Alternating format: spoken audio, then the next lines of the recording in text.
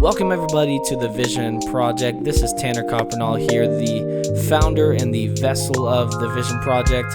This is another edition of the VP podcast and as well as our second edition of our leadership series. Thank you for tuning in, and if you haven't checked the last podcast, go ahead and check that out because that will give you a little bit more help because we're kind of going in order, at least I'm trying to as best as I can. And so what we're doing is encouraging you guys to find new and different ways, or even old ways that we haven't discovered yet, to be a healthy leader. And so I want to encourage you with this, and this is so that you can go out in all of your ways of leadership, whether it's in your home as a husband or a wife or a father or mother, if it's at work as a leader, whatever position you might have, or even if it's in your church, if you're a church person. And so that's who I am, and so I'll be giving it from that perspective, but you can apply this to any sort of leadership in ministry. So I hope you enjoy this podcast, but again, if you haven't checked out the last one, go ahead and check that out. But if not, stay tuned into this one, and we will get started here right after the intro. Let's do it. Welcome to the Vision Project, a place where we strive to give hope and understanding of who Jesus is. We hope today's episode guides you to a better understanding of who he is and how much he loves and cares for you. Have a wonderful day. So last episode, what we talked about is calling and commitment. And really, I think what we're talking about today and what we have with a healthy attribute for a leader, I think really correlates with it actually like kind of right after you figure that out. And so if you haven't figured out whether or not you are committed and called into a ministry or a leadership position, this is when you kind of want to take a step back, like we kind of talked about last episode, and really reflect and kind of dig into and dissect whether or not God is truly calling you into this. And so it takes a lot of effort to kind of reflect, take a step back, and realize whether or not you are called to a ministry. But once you have realized that, and once you have gone through the process of getting confirmation from God, praying to him, and really just trying to discover that, what you find out is that you really need consistency. What I have found is that when you're in a leadership position and consistency isn't there, it really leads to a downfall. And this is something that I wrote before, and I'm just going to read it. And it says this: being present in your ministry or your leadership position on a consistent basis is not only important for the growth of the student or the recipient of your leadership, but the leadership team and yourself as well. So the people that are surrounding you, and so I'll actually put this into a house setting. So say it is you're a dad and you're also a husband. If you are not present in your home, which is your first ministry, if you aren't present there and you're inconsistent, there really is a huge division within your children and also your wife or your spouse or whoever it might be. So you have caused a barrier and a division once inconsistency sprouts within your leadership role or your ministry. And so really, that kind of correlates with all aspects of leadership in all areas. If it's in the workplace, if it's in your church, you see it happening between students, pastors, and their leaders. You see it between bosses and coworkers and employees. It's everywhere. It's absolutely everywhere, and it's really hard to see these toxic moments because of inconsistency. You have toxic situations because you create a toxic surrounding. And here's something that you can write down, or something that you can really ingrain in your mind, is that what you represent is what will be projected, or what you display will end up being practiced. So you as a leader, you're highly influential. As much as you might deny that, or you have your insecurity and you feel like you don't have that much value in your place of work or the place that you're leading, you really have a lot of influence. And so whatever you represent tends to trickle down. And so, especially in a church setting or a home setting, from what I've recognized, it can become really toxic when you represent something that isn't good. So, a lack of consistency can trickle down to the students as well. And this is why you see so many ministries crumble, is because you have from the youth pastor to the leaders to the students, it kind of trickles down in a pattern. So if the youth pastor is inconsistent, and then it passes down to the leaders, and then the students look up to the youth pastor and the leaders, and they see, oh, well, being present and being here and being consistent is not very important to them, so I can do that and carry that throughout my life and also here in this ministry. So not only are you setting your own ministry up for failure and you're seeing your leadership have its full effect, but you're also seeing that starts to actually build and plant seeds that are sending these people in the wrong trajectory. These people are turning into a path that is causing destruction, and down the road they pay for it, and it's really hard and difficult because they end up having the same issues as a leader as well, because we're setting the example. You as the leader are the example setter. And so when you have people that you are influencing, those people look up to you. Those people put you on a pedestal. These people put you in the spotlight. And when that's the case, what I need to know is when I'm in the eyes of many, what I'm representing will then trickle down and be, these people are like sponges.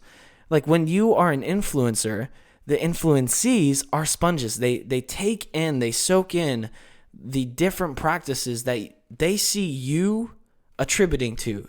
They see you representing. They see you displaying.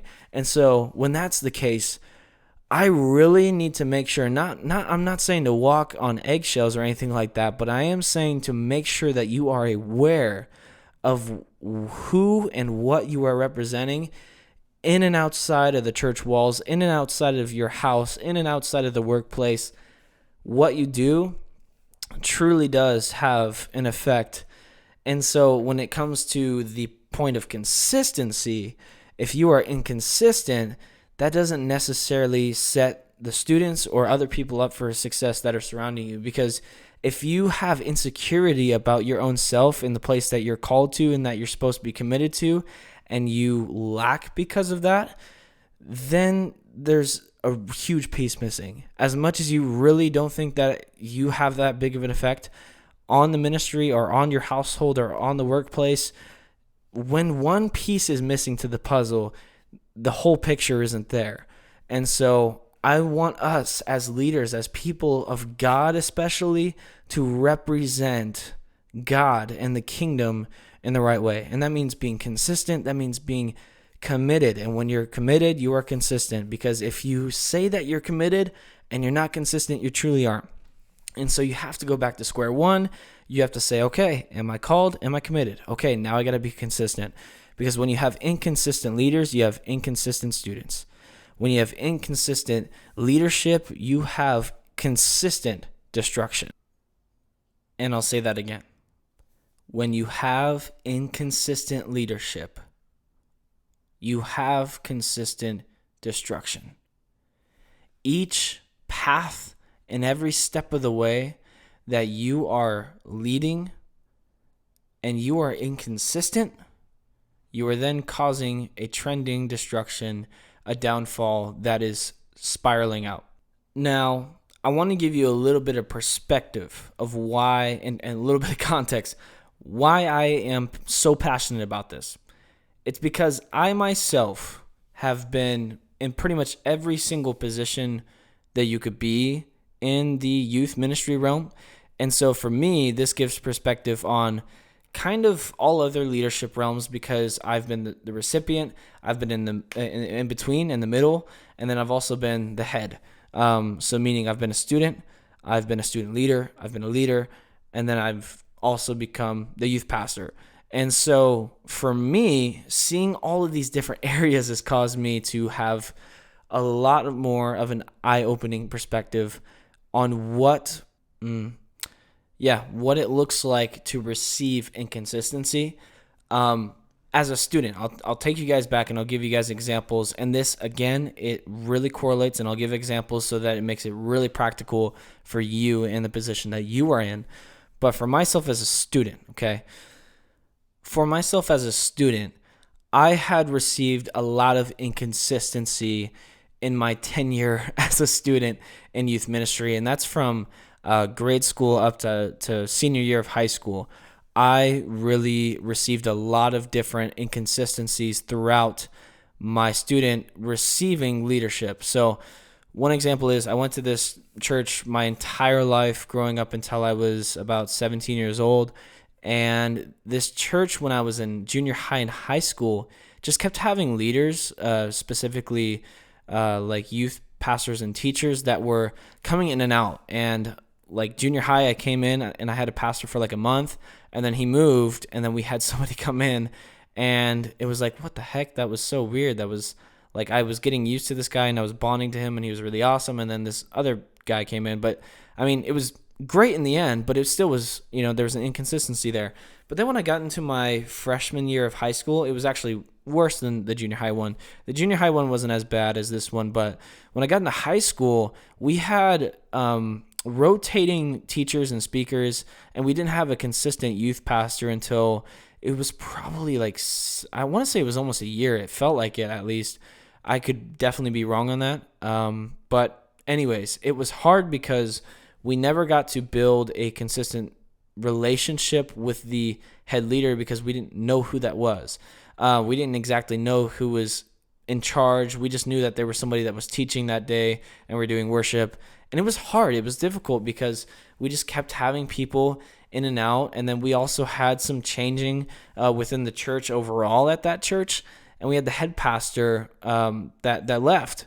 And so for me, receiving change within the church as a student was so hard because you get so emotionally attached as a student. And when you're a young person, you're looking up to people, you're looking up to the leadership. And when you're looking at an inconsistent leadership, it's hard to receive. Now, I love that ministry. I love that my experience at that ministry, but there was just a season where I felt like it was inconsistent, and that was hard to endure. Even though I loved being a part of the ministry and I loved the people that I was with and I loved the leaders that were teaching, it was still hard because we didn't have that set in stone, consistent person. Okay, so that was kind of an example there. As a student looking up to the leaders, there was this inconsistency, and that was really hard to endure in that season. Now, on the other side of things, when you're a leader, when you're a youth leader, I transitioned in my senior year because I wanted to go to the same church as my now wife, Caitlin, at the time girlfriend. We decided we wanted to learn and grow in the same place. And so I went there as a student and then became a leader right after I graduated and started to build up my leadership skills. And we started to have people that were only there as leaders for like a month, 2 months, 3 months. And that was so hard because we were building these relationships and then boop, somebody's gone. And then another person's gone and another person's gone. And it's like when that consistently happens in leadership, that doesn't necessarily portray a good image on the students. Like I had said, for me, it was hard as a student receiving something like that. And then as well as seeing my own like comrades in leadership in battle that are inconsistent, or these people that were supposed to help that didn't help. That was so hard, and we kind of left on a bad note, I guess you could say. And so it was so difficult to receive that. And so if you're a leader and you're working with other leaders and you're not consistent, you could be affecting the hearts of other people and even giving a false perception. Now, I'm not saying that image is important to other people, but what I'm saying is when you're in leadership and you're working together, you want to be unified.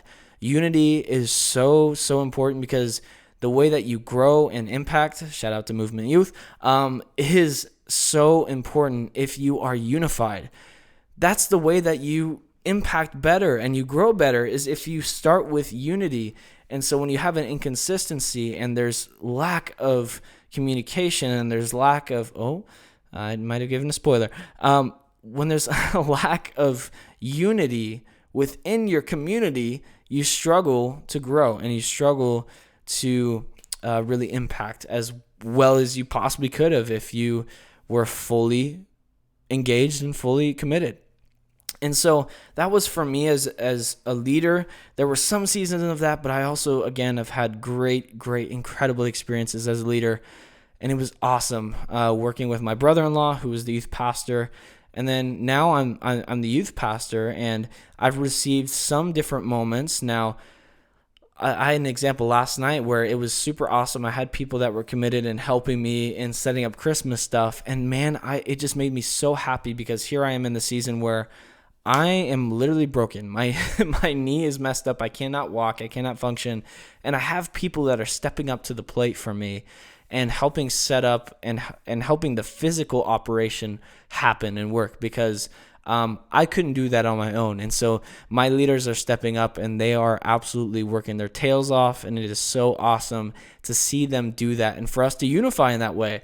But there have been other moments where I've had it's been very difficult because I'll have people that did not necessarily tell me that they were not going to participate and then they didn't show up. And that makes it hard on me as, the person that is in charge. And that causes me to have to try to figure out things spontaneously. And again, it's all starts with unity so that you can grow and impact better. And when you have an inconsistency, it makes it that much harder to build up your ministry, wherever that might be, whether that's in the home, whether that's in the workplace, whether it's in the church realm, whatever it might be. If you are inconsistent, it trickles down and it hurts your opportunity to have growth and strength and impact in where you're at. If you're a father or a mother, if you are inconsistent, you have a harder time having unity in your family and you have a harder time growing and impacting your daughters, your sons, or even your husband. Whoever that is, when they're receiving your inconsistency, it makes it that much harder to unify. And I hope that makes sense. And if you're a boss, if you yourself are inconsistent, how could you expect your people that are following you or looking up to you or are influenced by you to do the same, or do more, excuse me. How can you expect them to be consistent when you yourself are not? Again, it's a pattern that trickles down and becomes infectious in the place where you are leading and where God has you. And so again, I want to remind you, look at your life. Recognize the ministries that you have because God does place multiple different ministries in your life. Are you called? Are you committed? And then with that, are you consistent? Because if you aren't consistent, then you aren't committed. And if you aren't committed, then you are lacking in following your calling. And so again, I want to remind you that recognize your calling, commit to the calling, then have consistency. Because when you are not consistent, you create a trend that could affect people negatively for the rest of their lives. So you yourself, as an influencer, need to be careful of what actions you take. Because one little action or one little choice and one little inconsistency can set a trend of division for a very long time.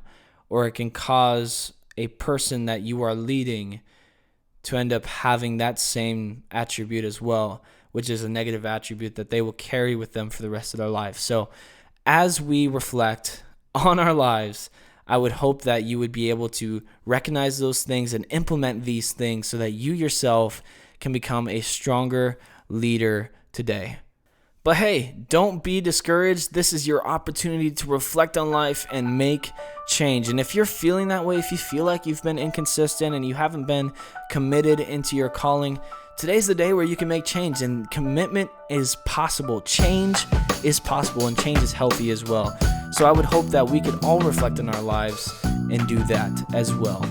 Thank you for joining us today, and if you would just do me a favor, if you could like, follow, and share this podcast on whatever platform that we're on. Share it to Facebook, Instagram, TikTok, Twitter, whatever you're on. That would be so helpful for us. It would be so great. But thank you so much for joining us on the podcast. Stay with us because we're going to be going through yet another episode that correlates with this one.